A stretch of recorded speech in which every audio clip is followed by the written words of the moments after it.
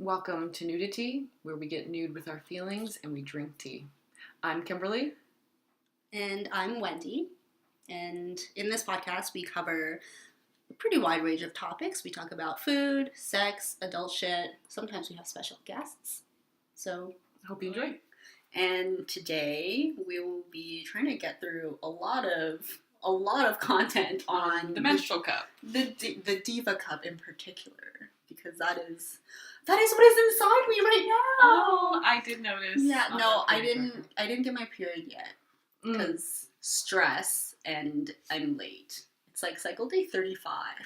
Should I be concerned? A little bit concerned. I mean, you're probably fine. Yeah, You've been a little all over the place. I've gone up to like day 42, so this is still This is within not even a record. norm. It's not even a personal best. Exactly. We're fine. Do you want to talk about what tea you're drinking? What tea am I drinking? This is the Japanese Gen Matcha.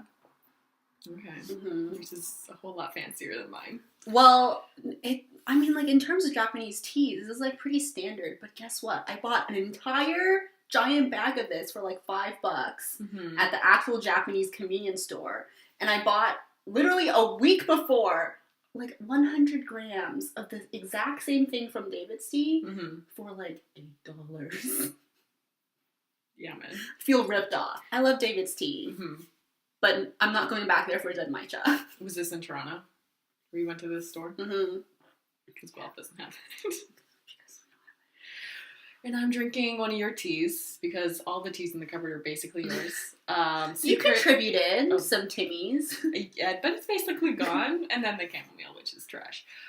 Do you also find it trash? It's not my favorite. And I don't even like, I'm not even huge on tea. So. It tastes like weird grass.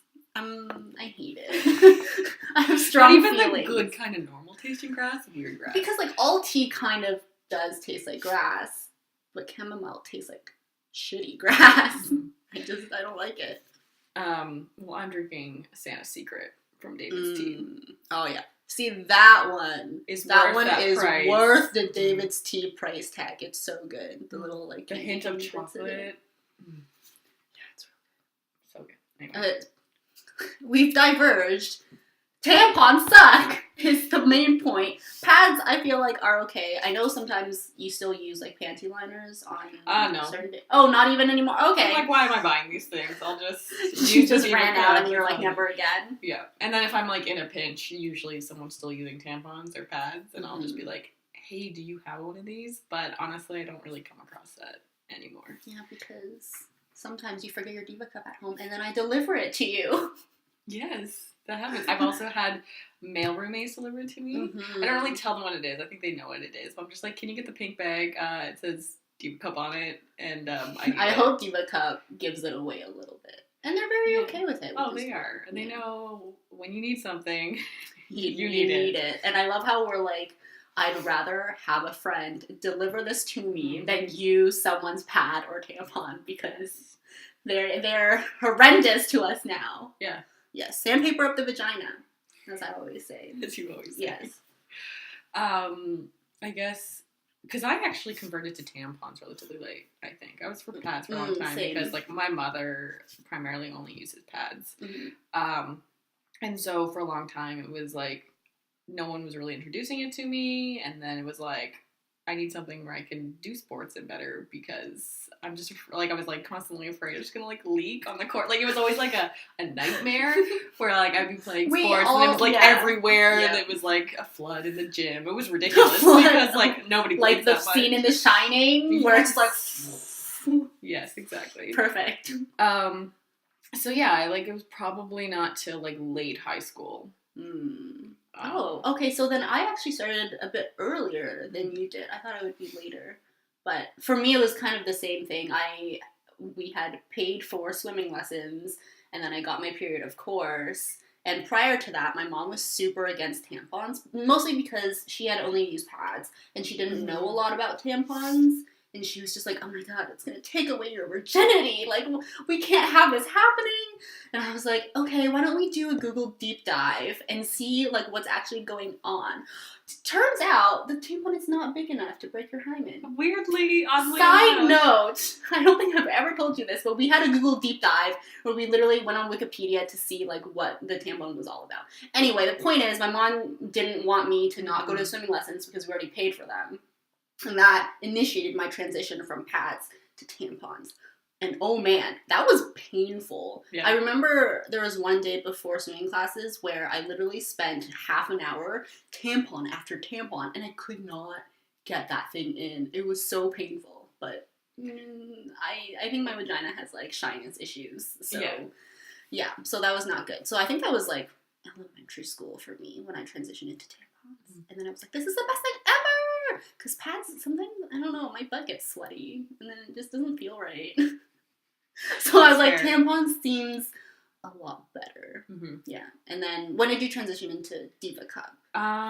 It was probably, if I remember correctly, so I think 2014, maybe like May or April, because I was actually introduced to it by one of my older sisters. And we were both going to travel to England and then Ireland.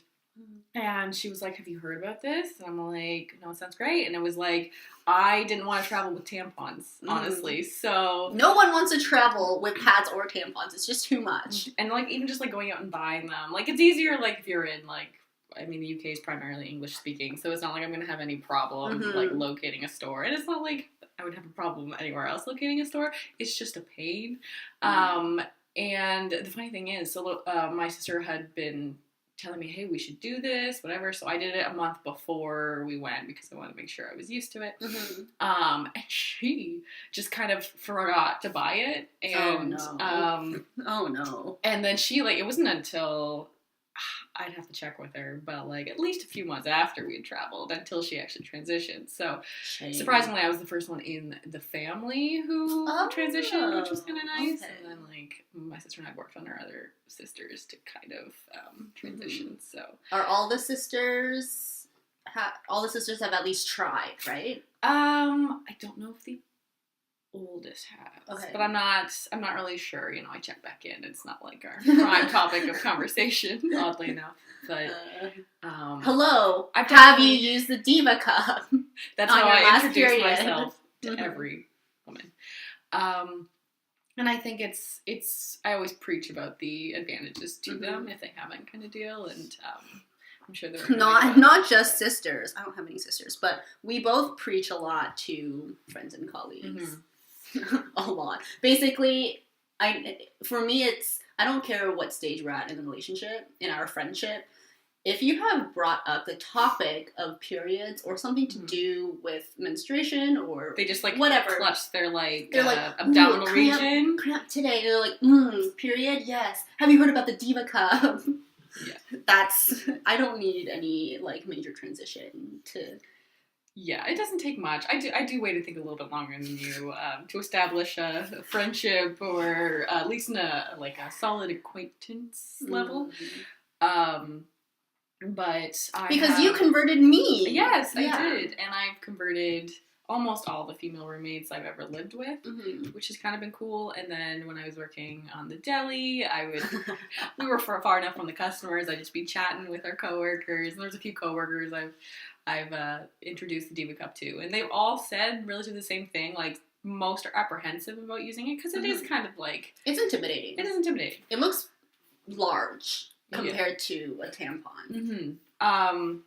But the ones I have given it a try, they use the phrase, it's going to sound like an exaggeration, but it's changed their life. Like, it's changed my life. It's changed both our lives. We continue to change lives by aggressively pushing the Diva Cup into people's faces until they go out and buy it.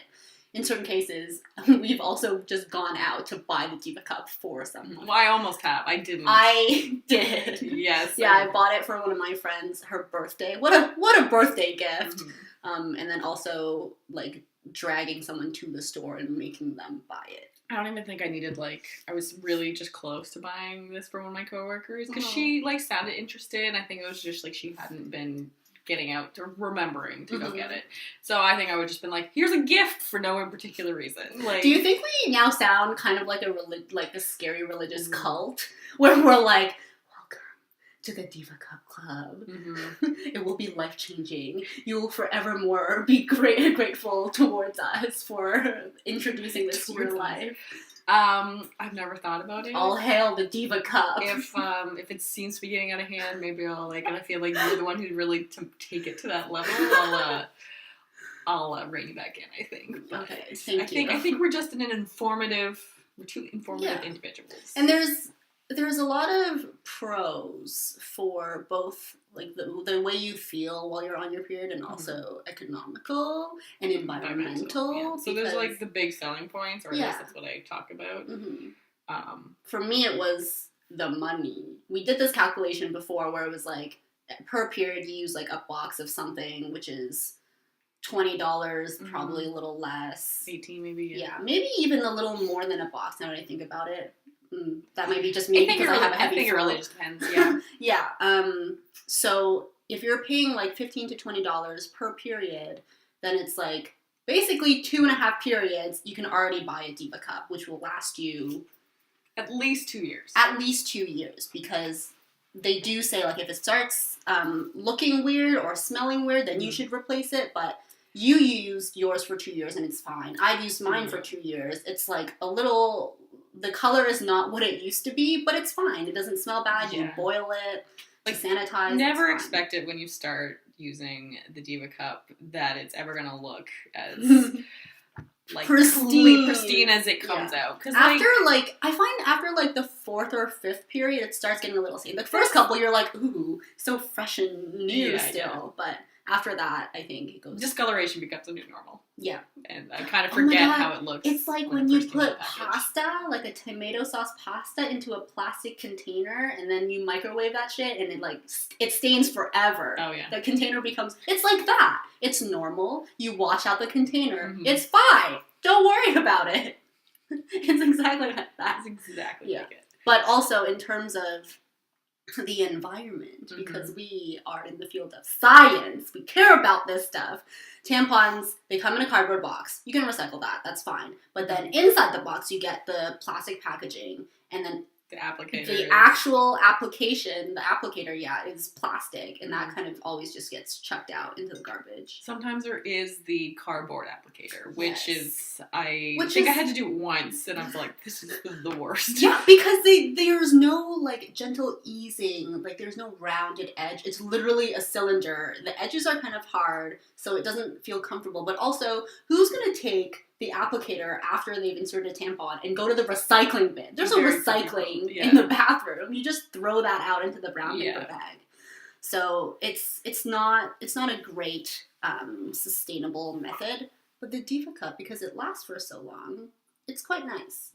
And all the packaging on the Diva Cup is recyclable. It's just cardboard and plastic. You just put that in the recycling. That's fine. I actually did learn, I was doing a little bit of research on the Diva Cup just to flesh out my knowledge about it. They actually make a disposable Diva Cup. So I think 14 will come in a box, and I'm not sure if it's the soft cup? I think I saw. There's I think it was a soft cup mainly, but there's probably a few other companies. But it's an interesting thing if maybe you don't want to ever come to a point where you see the discoloration, and you're someone who can't get over the fact that it seems dirty or it appears dirty when it's totally fine. If you're the type where your food container gets stained red, you have to throw that shit out, maybe this is the option for you. So I'm wondering, I don't know much about it, maybe it's just supposed to last for 1 period, or maybe it lasts for a few more, and you've already, you're pushing it past, if there's 14 in a box, even if you use 1 a month, you're already over a year, and it's probably $30, which isn't too bad, but I'm not really sure how well they break down in, landfill, though. So there's still that idea that you're still going to be... Yeah, because they are... So Diva Cups are made from medical grade silicone. Yeah. I don't know what goes into the process of, recycling or... How do you deal with silicone after it's been used? Yeah, I'm not really sure. I'm not sure, yeah. I almost feel like it goes into garbage. Probably. Right? I'm not sure if they've, figured out a way to recycle it, or maybe they have, and I'm just not aware of it. But... that's an interesting factor, but if we're still putting less, if we're using a Diva Cup for 2 years, that's still way less than using tampons or pads, right? Landfill. So yeah. Yes, environmental is key. And I think just comfort level. I forget it's in all the time. I might, like, there's, like, that little, maybe an hour of adjustment being all, like, I just put it in for my first day, and my vagina's getting used to it. But after that... Yeah. For me, it's, like, after I put it in, I always experience, like, a tiny little pop as it settles into position, which is a little bit painful, a little bit uncomfortable, but that's all the adjustment that my body goes through now. So now after I put it in, it pops, and then I feel fine. And then I don't realize that it's there for the next 24 hours until I have to dump it again. Which I think might be due to just, like, the hardness level, I guess, of the Diva Cup silicone. I think there's softer ones out there, so if you really hate the pop, I've never even had the pop happen. So when you told me, I don't know if this is just me. It's interesting. Yeah, I mean, everyone's bodies are different, so it works really well for us, and even we experience it in different ways. So yeah, in terms of our friends, so far, all the people I've converted, at least, and I think same with you, they've all reported positive things. Like, they were all pretty reluctant in the beginning because the concept itself is not that great. Like, if you get grossed out by looking at your menstrual blood, you're gonna see your menstrual blood in this one. It's literally catching all of it, and then you dump it out when it gets full, or, like, after 24 hours, however you want to do it. So it's, like, the messy factor, I think, grosses some people out, makes them a little more reluctant to want to start. But it's not that bad. You get used to it after a while. Yeah. Because I don't think even when I was using tampons, it's not like I never ever got blood in my hands. Yeah, that's true. There was still, like, oh my gosh, have you had that thing where, like, you pull it out and it swings out and, like, hits your hand as it, like, swings back around? It's the worst! Maybe once or twice, but it's not, like, I just got this flashback of this happening, being like, oh, gross. Yeah, but, I mean, now you're just okay with the blood. I think you've come to accept a little bit more, and it feels more, it's I guess, like natural. Acceptance, but also some sort of, like, sick curiosity, because I love seeing the consistency, the color of my menstrual, what do I call this? Menstrual output? Yeah. Menstrual lining that comes out. It's very interesting for me, and recently I've noticed that the later my period comes, the darker and, like, thicker, gooier, jellier it comes out, which I feel like you need to report back to me if that ever happens to you with a late period. Well, I'll pay attention a little bit more. I don't know if I pay attention that much to blood, and I'm pretty regular. I think more so than you. You're someone who's going on day 35 or something. Woo! Which is, well, what is normal? Anyways. 30. 30 is supposed to be normal. Supposed to be, but I know... I think environmental factors and just the world we're living in now has... Stress, Yeah, I don't know. Usually my normal is I come about, like, 2 to 3 days late every time. So I'm pushing it to, like, 5-6 days late now, which is still not worried about it. Yeah. I'm not pregnant, so I'm like, whatever.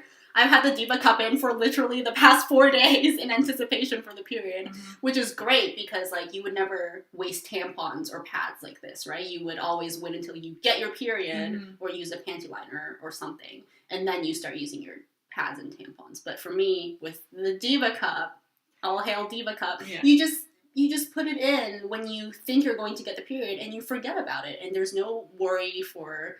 oh, am I going to leak today because I'm going to accidentally suddenly get my period? Yeah, there's less, like, I remember when I was using tampons, there was a constant, like, anything I felt maybe, like, could be leaking. I was all like, oh, I gotta go check, blah, blah, blah. But now it's like, you have the Diva Cup in, you're just...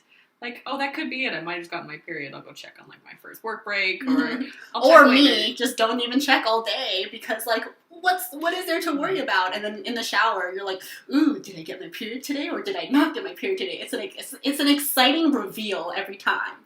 Except for now, it's becoming more of a stressful reveal, because I still don't have it. Right. But yeah, the point is, we're not having to deal with the worries and concerns. Yeah, I do think people whoever may be listening to this, who knows, should maybe dump it a little more often than you do. You probably stretch it for as long as you possibly can. So yes, I don't learn from my mistakes. I have a very heavy flow on day 2 or 3, and for some reason, I insist that I can last for the full 24 hours before I dump, because I love dumping in the shower. It's like a solid me time. I insist. It's like a challenge with yourself. Exactly. Like, challenge accepted. I do not have to dump in the day today. But that never works out, because halfway through the day, like around noon, 1 p.m. on my heavy days, I start to feel the leak happening. Because if your Diva cup gets too full, that interferes with the seal that it has. Mm-hmm. So then liquids start oozing out. But again, the leak is still different from a pad leak or a tampon leak. It's just like a clear fluid. I don't know how, like, what is the science behind this? But it's not like the blood, the red bloody stuff coming out. It's just like a clear plasma fluid that comes out, which doesn't stain anything. It just gives you like a gentle reminder that maybe, girl, you gotta dump. So yeah, I also like that.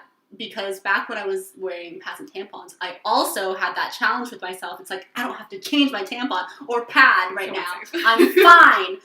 No, I was not fine. I would always leak. Yeah, there have been multiple situations in elementary school and high school where I just had to go change into my gym clothes because I was like, oh, there goes that pair of pants. Good job, Wendy. Good job. Just another excuse to go shopping or something. Mm-hmm. So yes, I will say 24 hours. Possibly not the best thing to push it to. I don't know why you're competing with yourself. On heavy days. On lighter days, I would say like totally fine. Okay. I would say like 12 hours kind of max. I think that's what they recommend on the box. Mm-hmm. But 24 is a little much.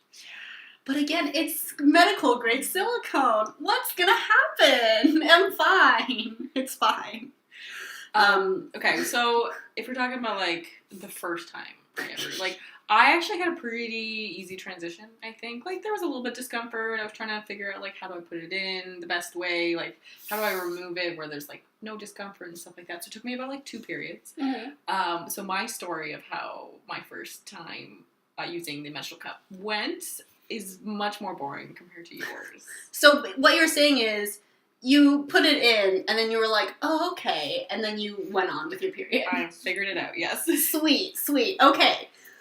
That did not happen to me, as you well know, because you're the one who introduced me to the Diva cup. Therefore, you were my rock. You were my rock when it came to Diva cup. If I was the one pushing it on you, or trying to sell it, I really wanted to make sure it was a positive experience because you had read horror stories. Yeah, basically. Like in preparation, because I was really interested in this, and I wanted to be able to convert into the Diva cup club, and I don't know why I did this to myself, but I went online, I looked at all these reviews and videos. All of them, like, they were pretty mixed. There were a lot of positive reviews. There were some negative reviews. There were a lot of horror stories for, like, first-time usage, and I was like, oh, that's going to be me. And it was! It totally was me! Because the first time that I got my period that I decided to try out the Diva cup was on a trip to a friend's house in the big city. And so I put it in, and that was okay. Like, putting it in felt pretty smooth. I felt the seal, like, I twisted it around. I was like, oh, this is good. This is nice. And then you don't feel it afterwards. I had the pop. And then afterwards, I was like, great, fine, totally fine. Mm-hmm.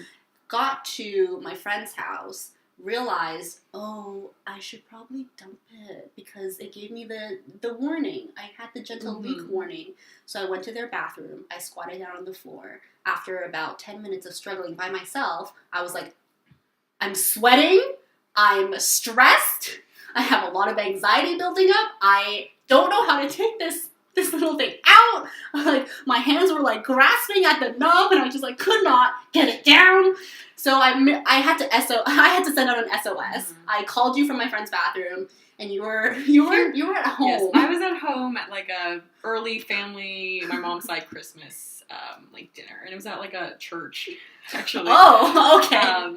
And so I remember we were just playing some board games, as us people do, and then I had to, like, go out to the hall, and I was just, like, talking you through it, but, yeah, and I needed someone to talk me through. 10-minute talk? I don't know. It was around the 10-minute talk, and I think basically during that time you were just kind of trying to explain to me, like, you gotta... How I would take it out. Yeah, like, you pretend you're, like, pooping, so you, like, push on those muscles to try and force it down, which helped. I was able to grasp the nub.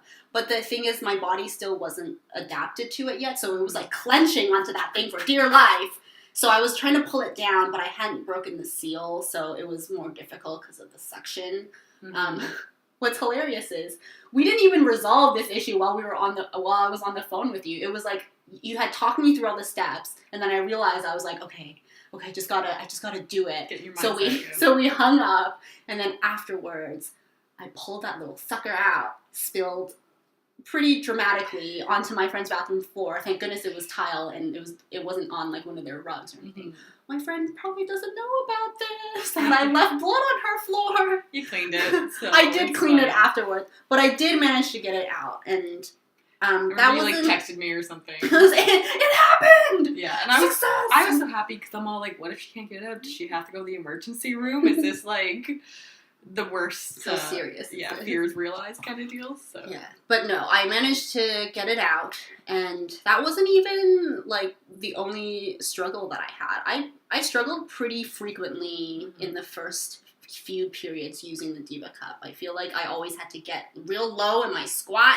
and, like, maneuver it out a little bit and then, like, shuffle back onto the toilet so I could dump it into the toilet, because otherwise it would just go everywhere. Mm-hmm. And even then, that wasn't foolproof. Like, sometimes it would splatter a little bit and then you have to, like, scrub down. Well, I had wood floor in my bathroom, and you definitely said you spilled. A little harder to get off than tile because it wasn't very well varnished. But yeah, it happened. Left my stain on that house forever. But now it's like... But now whenever in the shower, right? Shower's like the prime spot. Yeah, like now, it's always that period of getting adapted to it. I think they said it takes, 3 months before your body really... I feel like yours might have been like 6. Yeah, it was a while. But I was happy through the pain. I was so delighted to hear. Yes. Because I knew it was working. Mm-hmm. It wasn't like I was struggling so much that I wanted to quit altogether. It was like, I would struggle to take it out. But then, while I had it in, it was totally fine. It was a miracle.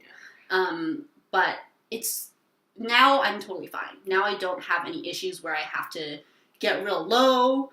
I don't have to worry about spilling everywhere. It's much neater and cleaner now. My aim is better. So, into the toilet every single time, or, like, down the shower drain every time. It's wonderful. I've gotten past my rough patch. Well, and I think when we're both, like, tag teaming the Diva Cup sale to one of our friends, it's really good. Because, like, me, it was pretty easy to transition, but, like, it didn't go perfectly for the first few months. Yeah. And, like, I have this horror stories to tell, but yet, here I am, still using the Diva Cup. And I think yours also stems from, if you want to talk about your vaginism. Yeah. That was, taking it out is, like, an issue. Putting it in was another issue because, like I said before, do you want more water? Sure. My tampon use, the first time was rough because my vagina shrunk back into its little hole and did not want to come out to play. Mm-hmm.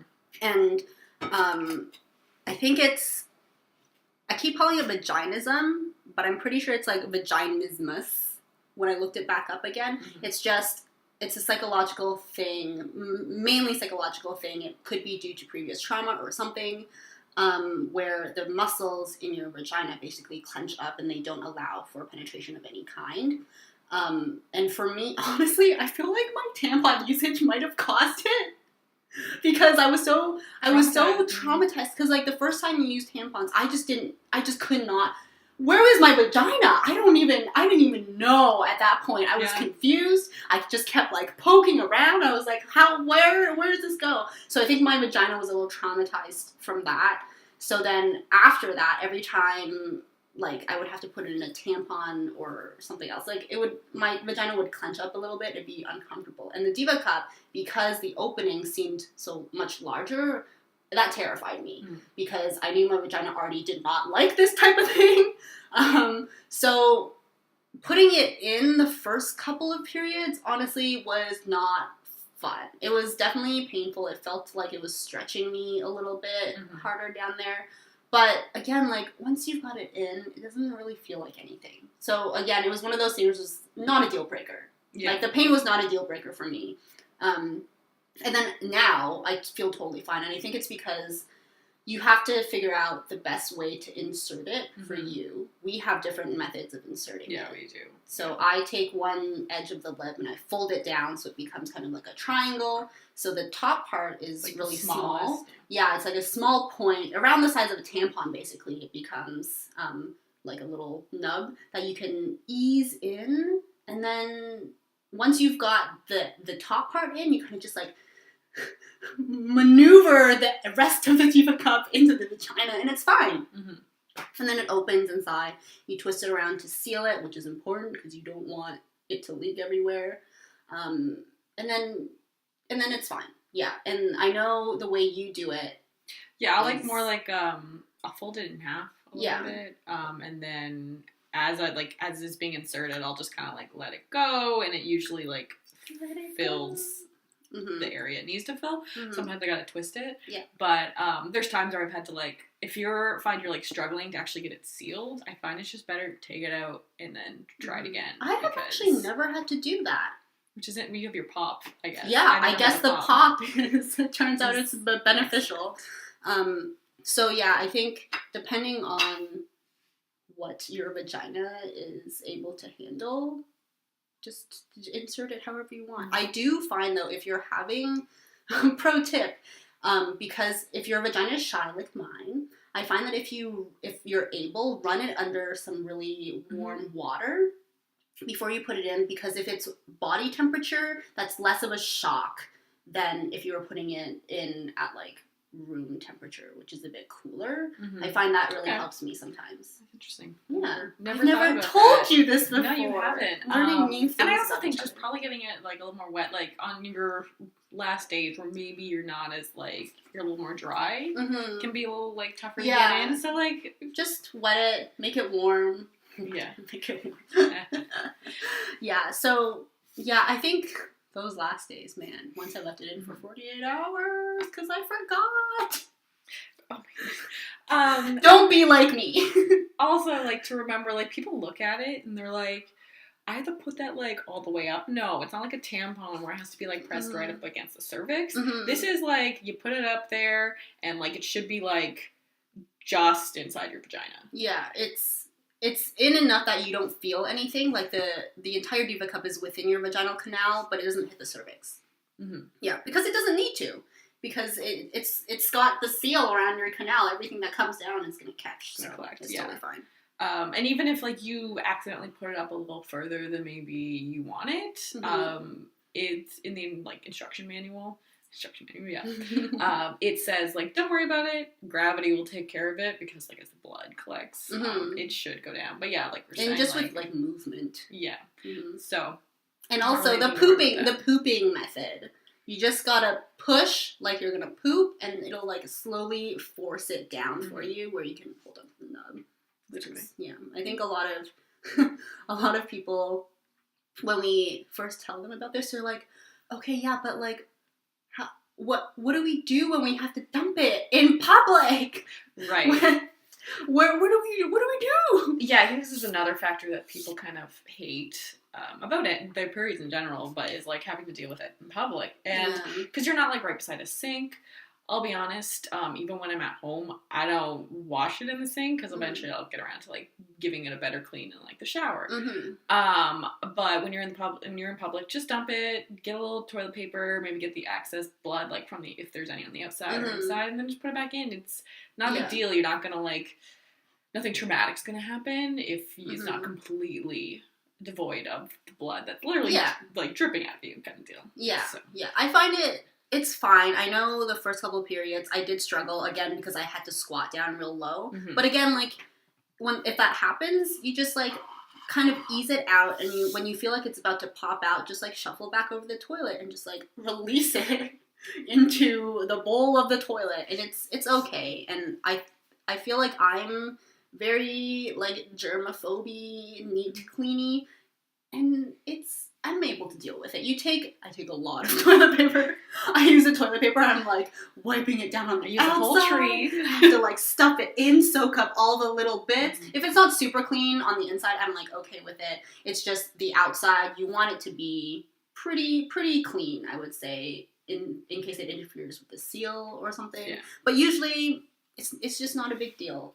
Sometimes if there's no one in the bathroom, I do sneak out and I do rinse it under the tap and I put it back in. I go back to the stall and I put it back in. But that's risky business. Yeah, I would never attempt that. Mm-hmm.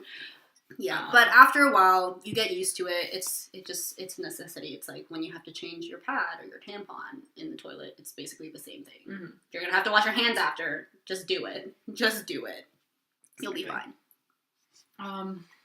Did you want to talk about, because I was always, like, was one of the factors for you switching over the Diva cup, like that incident where you got toxic shock syndrome, and you said it's not the reason, like it wasn't one of the prime reasons for you switching over, but. Yeah, so, hilariously, absolutely hilariously, I had a bout of non-severe toxic shock syndrome, which you get from wearing tampons for too long. Like, it messes with your you get it from microbiota. You can get it from other reasons. Yeah. Men can get it as well. It's just an increased risk because when you're using tampons for the reason. There's an increased risk of some sort of bacteria getting up there and establishing like a colony, and then it throws your body into like immune shock, basically. Mm-hmm. So in high school, I went on this biking trip. It was a long biking trip, and like an idiot, I didn't change my tampon throughout. Because of your challenge, you always kid yourself. I think it was mostly because we were just biking the whole time, and I was like, oh, whatever, like, if it leaks, it's gonna be pressed up against the bike seat anyway, like, where's it gonna go? And I was in gym clothes, so, like, who cares? Yeah. And, like, what is the time limit that they say for tampons? They say 6 to 8. 6 to 8 hours, right? Yeah, I was pushing it. I would say it was, like, by the time we got back around to our area, it was, like, around the 8, maybe a little past the 8-hour point. So it had been a long day, and halfway through, I was already kind of feeling not super great, and that's when we decided to cut the bike trip short, actually, so I could bike back to my house. Didn't make it back to my house. We made it to, like, the front entrance of that little, like, suburb community, and I literally, like, just had to topple over on my bike and sit on the grassy field and call my mom up to tell her to drive 2 minutes down the hill to pick me up, threw my bike into the woods. I got it back afterwards. It wasn't stolen, thank goodness. But I was like, I don't have time. I can't deal with this right now because I was sweating. I was shivering. I felt like nauseous or.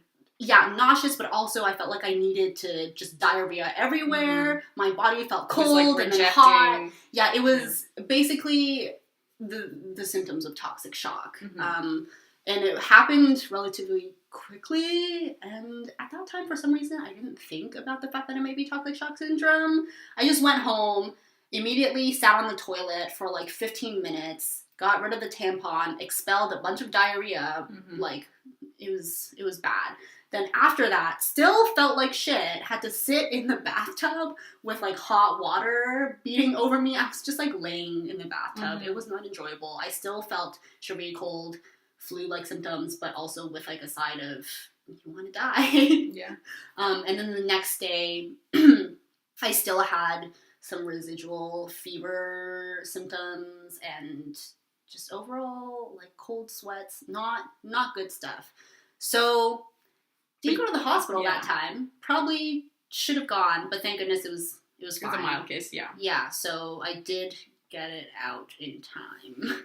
Yeah, because I did look a little bit into toxic shock syndrome and, like, maybe how many people get sick from it. And, like, it was pretty basic research. I'm sure if I don't have access to journals anymore because I've been at school for too long. But they were just talking about even just in the UK of a population of like 60 million. There's about 40 cases, and then about 2 to 3 people die of toxic shock. But, yeah, so it's rare, but in terms of severity, the mortality rate, given you're admitted for TSS. It's pretty dramatic. And again, women are more at risk when they use tampons. And I noticed, like, more so in the 1980s when this became, like, more of a endemic's probably not the right term, but I would say it was more of like a confused concern for public health because it first came up. They were not really sure why it was happening, and then it was only later on when more research became available that they found the link between tampon use and toxic shock syndrome. And it was also because when I was reading about the competitiveness of the tampon industry, and they were trying to make ones that were bigger, more absorbent, and that kind of thing. And so, and like things that like smelled nice. So you're introducing your body to possible chemicals and stuff like that. But obviously, because if you're super absorbent, it's removing those protective bacteria away from you faster, more thoroughly, and so I can see why. And people were just like less educated about it, and and it was a new thing at that point. So fair, but also, man, toxic shock syndrome. That was pretty serious for a while. Apparently, they removed the most dangerous like tampons from the market. The scented ones are not great. But, and like nowadays there's like worry that maybe we're not educating because it's like very few cases. The education's not there. Maybe there was like an increase in education as like toxic shock syndrome was so prevalent. And then now it's kind of lessened, and so you kind of get the up and down. Originally it was like all these younger women and their families were kind of freaking out because when these cases first started popping up, they were like, why is it only happening to women of this demographic?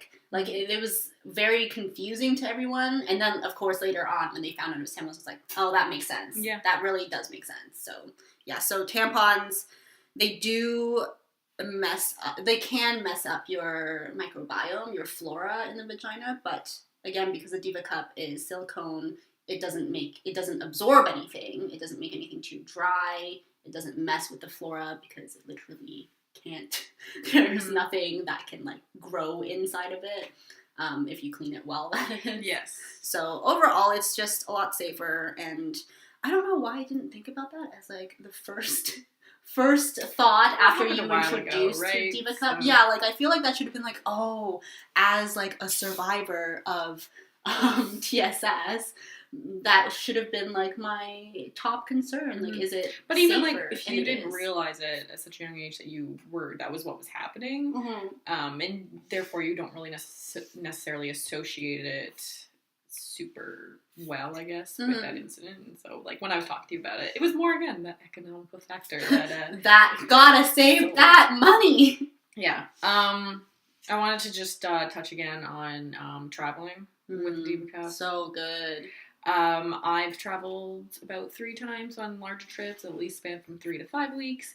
And I mean, not having to worry about, again, finding somewhere to buy tampons or like when I'm going to have that time to change it. And it doesn't put a stop during my like vacation and travels. And space as well. Cause you backpack, you have your like travel backpack. It's like, it's already full to the brim with all your necessities. And you just can't have, like, an extra pack of stuff. Yeah. Well, I would probably, like, take it out. But it's a thing you don't want to deal with. And so, it comes with, like, a nice little pouch. And then you just carry it around. So yeah, it's really nice. And that's how I kind of sell it, too. Like, I know one of our roommates who was traveling to Europe. I was all like, I think she actually still got it afterwards.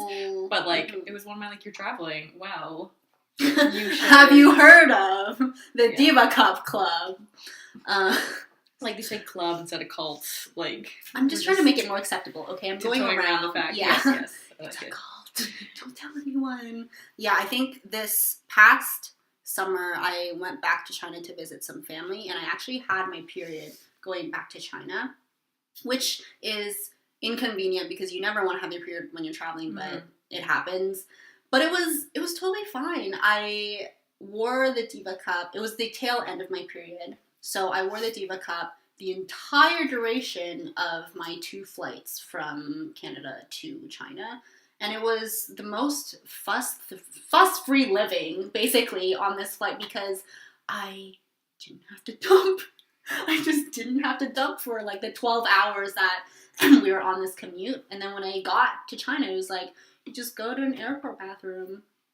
It's pretty nice. And you just dump it out. Mm-hmm. And then afterwards, my period was over. So I just like shoved this little tiny thing into my suitcase and forgot about it until I came back. Yeah. So it was almost like it never happened. That's how I like to think of a Diva cup on my periods. Now it's like my period just never even happened. Aside from cramping symptoms and all that stuff. Aside from like all that stuff, which you would get if you had tampons or pads. So it's like... Yeah. So it just makes things a little stress-free on traveling time.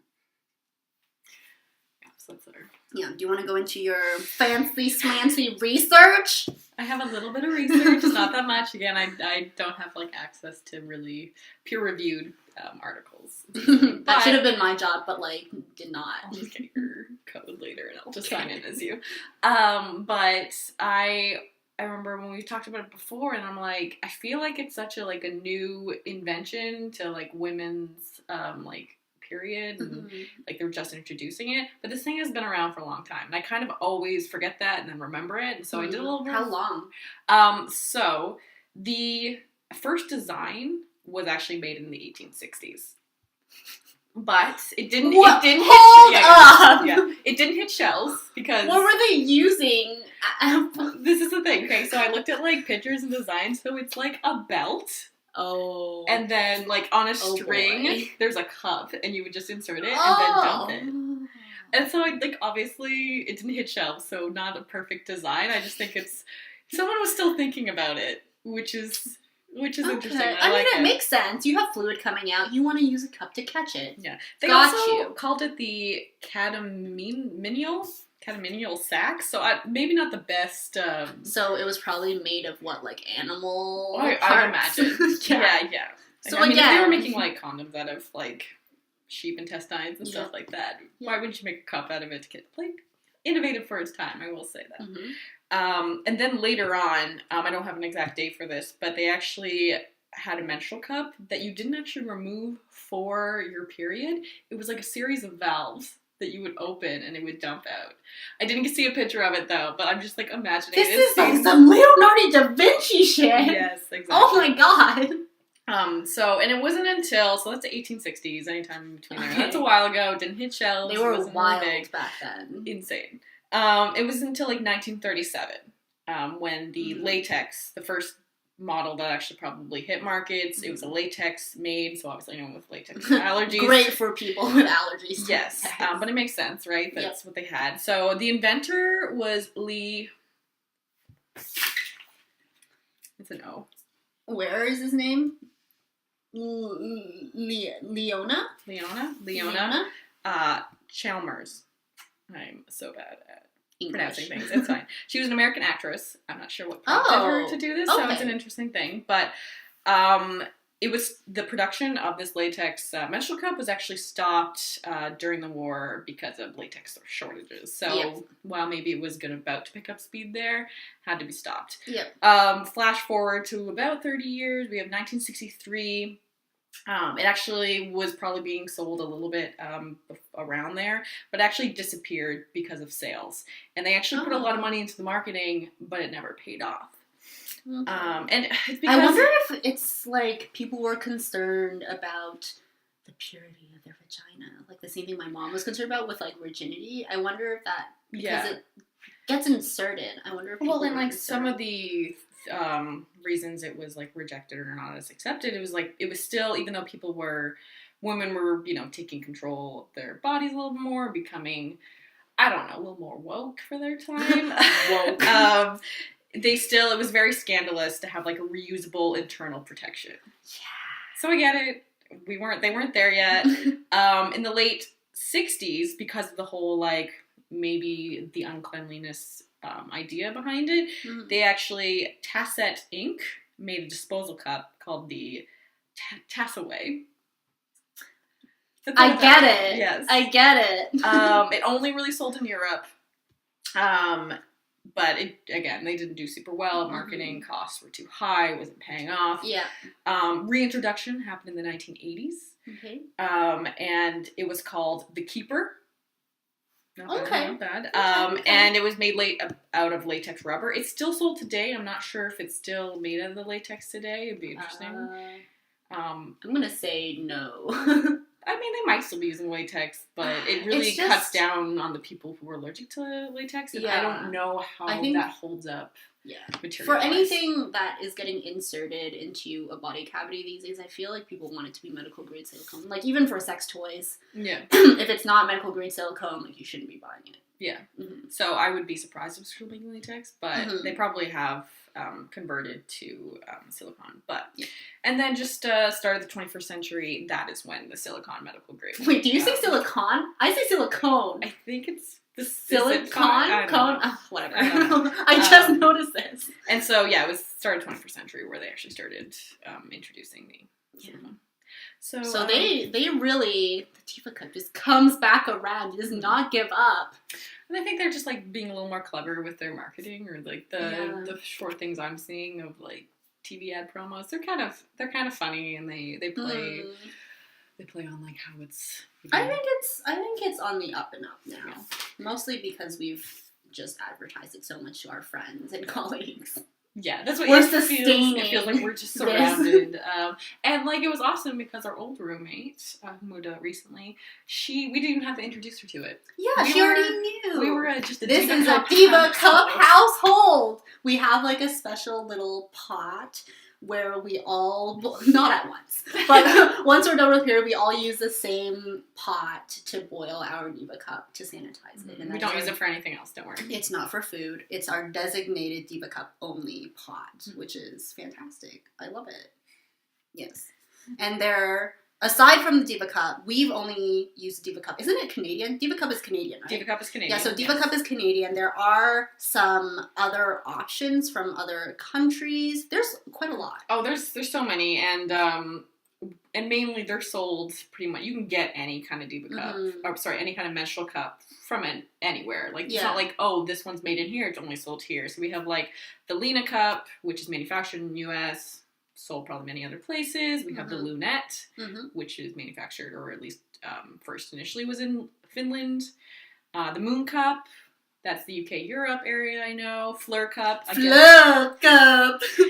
Flower Cup, if you want to translate it. I can guess where that's from, France. We also have the Ruby Cup, which I think is Europe-based, but it actually focuses on selling in Germany. I'm not sure why, maybe... I'm not exactly sure why like German market would be like the prime for this Ruby Cup, but and then you have the Yuki, which is made in Czech Republic and then sold everywhere.